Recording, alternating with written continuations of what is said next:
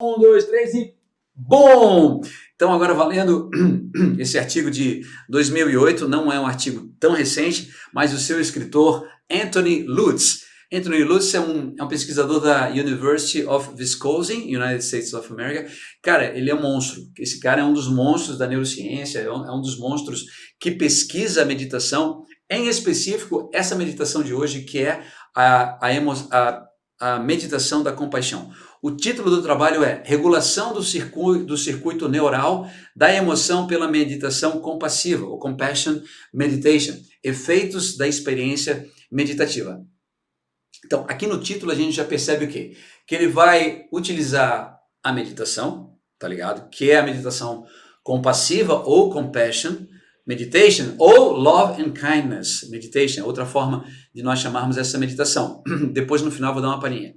No final do nosso encontro de hoje. Vou dar uma palhinha. Mas, enfim, eles vão utilizar essa meditação e vão tentar fazer a compreensão de qual circuito dentro da nossa cabeça é utilizado quando nós realizamos essa meditação.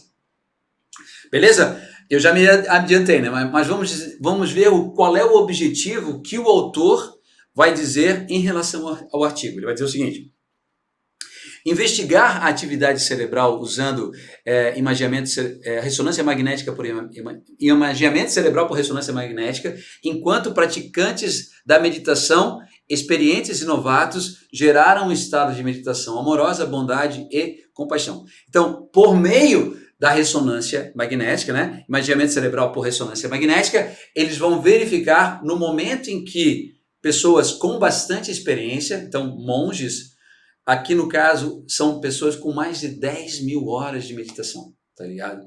E foi bem interessante, eu li todo o artigo, e eles foram buscar essas pessoas em monastérios, até no Tibete, velho. Os caras têm grana, né? Estados Unidos, pô.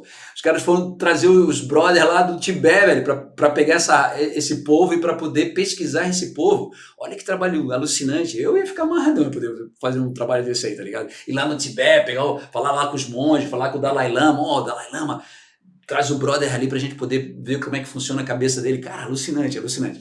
Mas então, eles pegaram 15 indivíduos, 15 participantes, 15 monges com mais de 10 mil horas de prática nessa meditação e pegaram então também 15 novatos que não tinham conhecimento em específico em relação à meditação compassiva, né? A meditação Love and Kindness ou Compassion Meditation. Então eles pegaram esses dois grupos e eles possivelmente, agora é o que vai dizer, né, vão submeter esse grupo à meditação e mediante no momento em que está sendo submetida à meditação, compreender o que está acontecendo dentro da cabeça desse povo. Beleza? Os instrumentos que eles utilizaram foi o scanner, que é a ressonância magnética, né? Foi um da General Electric Sigma 3.0 Tesla Scanner.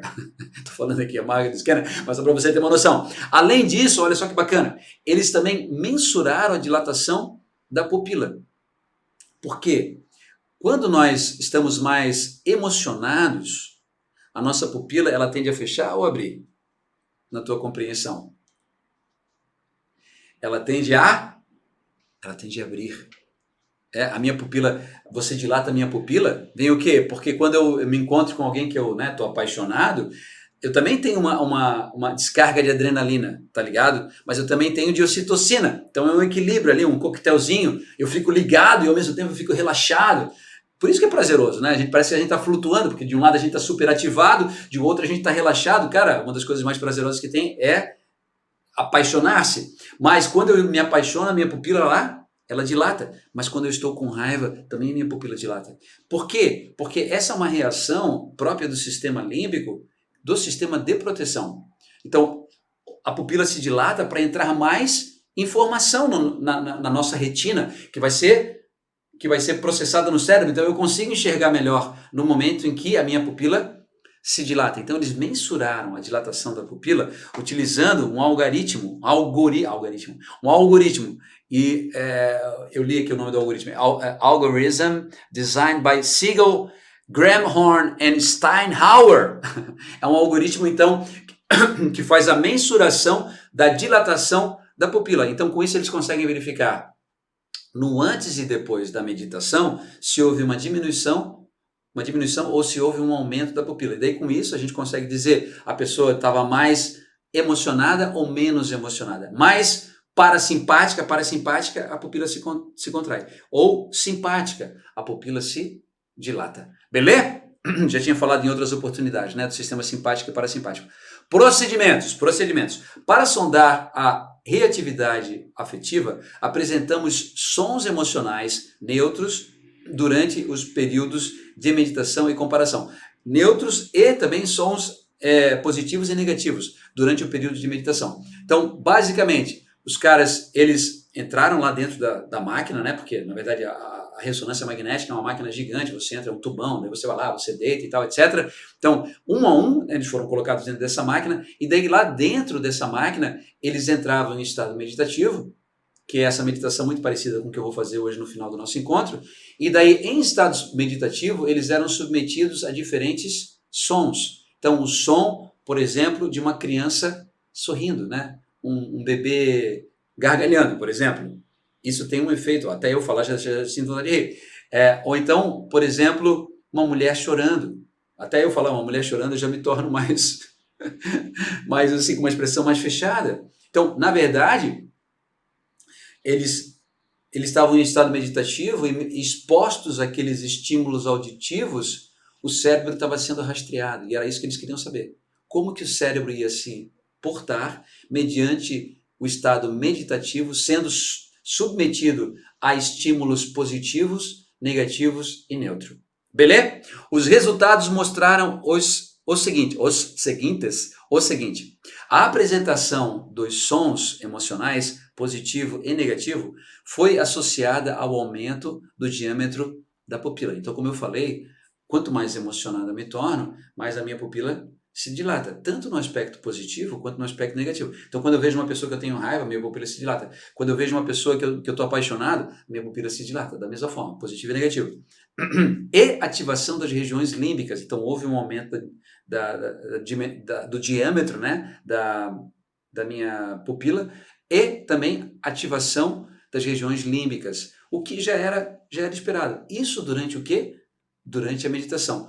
Quais áreas do sistema límbico foram ativadas? Foi então ativada a ínsula. A ínsula é quase como, né? Ínsula vem de ilha. É uma estrutura dentro, lá nas profundezas do nosso cérebro, que é relacionada à emoção. E na área limítrofe entre a área cortical e a área límbica propriamente, a área exclusivamente emocional, nós temos o córtex cingulado anterior, que também foi ativado. Então foram duas estruturas que compõem ainda o sistema límbico sendo ativadas mediante o quê? O processo meditativo e o estímulo positivo e negativo. Beleza? Já vou explicar isso aí. Vamos lá. Durante a meditação, aqui retornando ao autor, durante a meditação a ativação na ínsula foi maior durante a apresentação de sons negativos do que sons positivos ou neutros em experientes do que em meditadores novatos.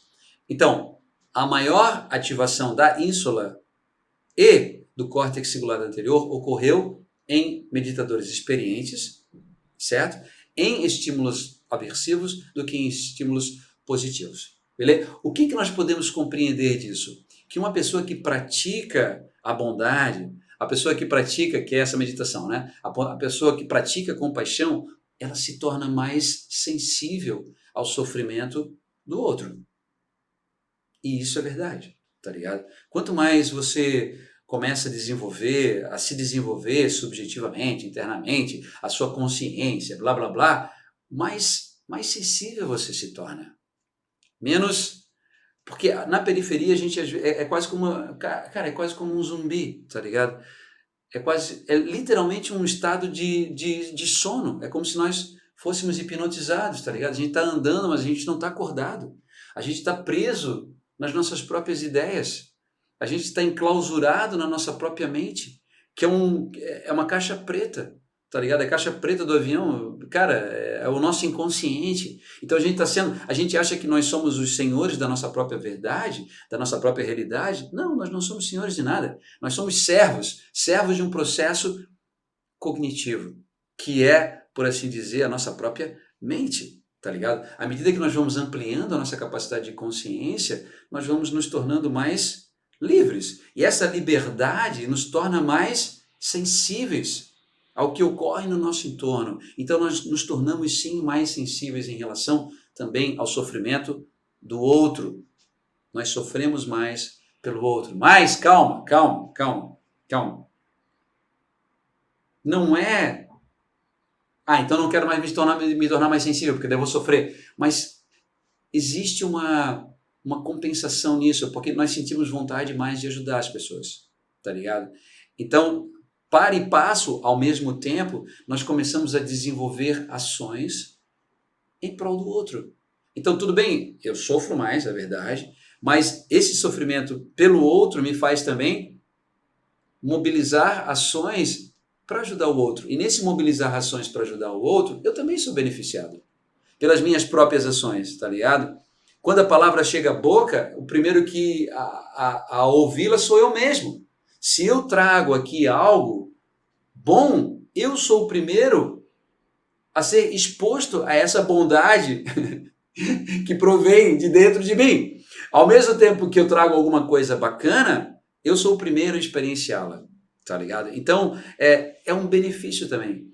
Mas, obviamente, nós nos tornamos mais sensíveis, nós nos tornamos mais capazes de sentir a dor do outro. Por isso que as pessoas que acabam se desenvolvendo, o autoconhecimento, conhecendo o autoconhecimento daquilo que elas são, verdadeiramente são, elas inevitavelmente, em algum momento, elas começam a realizar ações em prol do outro. Porque é quase como se fosse uma necessidade, tá ligado? E mais próximo nós estamos da nossa essência, mais a gente realiza espontaneamente essas ações e mais essa experienciar aquilo que nós somos supera qualquer outra forma de prazer que a periferia nos propicia. Isso é muito louco, né? Mas todos os prazeres que nós conhecemos no nosso entorno não se assemelham em qualidade a mais e mais encontrar essa essência. Essa essência é o que existe de mais prazeroso na existência humana. Não é os milhões de dólares, nada contra, eu sou totalmente a favor. Se um dia eu ficar muito milionário, eu vou ficar muito feliz. Não é isso. Mas nada se assemelha a ser quem nós somos. O centro do que nós somos é o bagulho de maior prazer disponível na experiência humana. Nada se compara. Por isso que você, cara, a gente vê às vezes um cara que, você não dava um ovo cozido para aquele bicho. O bicho era o maior 171 do mundo. Em algum momento, se ele começa a sacar, e às vezes ele é 171 porque ele achava que sendo 171, ele ia estar encontrando e realizando o seu sonho. De, sei lá, ele achava que de repente, passando a perna em todo mundo, tendo muito dinheiro, ele ia ser muito feliz. Até um dia que ele descobre que ele estava se enganando. E daí, por alguns segundos, ele é arremessado ao centro da sua existência, e ele um dia, de repente, ele se percebe sendo. Meio papo de louco, mas ele se percebe sendo. E daí, cara, naquele se percebe sendo, ele compreende o quanto ele se enganou. Mas ele estava buscando com sinceridade. E daí, de repente, a gente vê lá um cara, né, um pecador, se transformando em alguém com um comportamento bem diferente. Tá ligado? Eu acredito na transformação da subjetividade humana, tá ligado? Essa migração da periferia para o centro. E que ela pode ser potencializada por algumas estratégias. Dentre elas, então, a meditação. Concluindo, o que o autor vai dizer? Ele vai dizer o seguinte: juntos, esses dados indicam que a perícia mental, que o vasculhar, né, a perícia mental, o buscar evidências para cultivar emoções positivas altera a ativação de circuitos previamente ligados à empatia e à teoria da mente em resposta a estímulos emocionais. Então, cultivar emoções, tá ligado? Se voltar para uma perspectiva positiva. Então, alguém foi lá, alguém te machucou, alguém te magoou, trabalha dentro de você, fica puto, vai lá, sei lá, faz o que for necessário, mas depois, em determinado momento, ressignifica, traz para uma perspectiva positiva essa emoção, a tua consciência para essa ideia positiva, que vai deflagrar emoções positivas, fazendo com que você seja o maior beneficiado.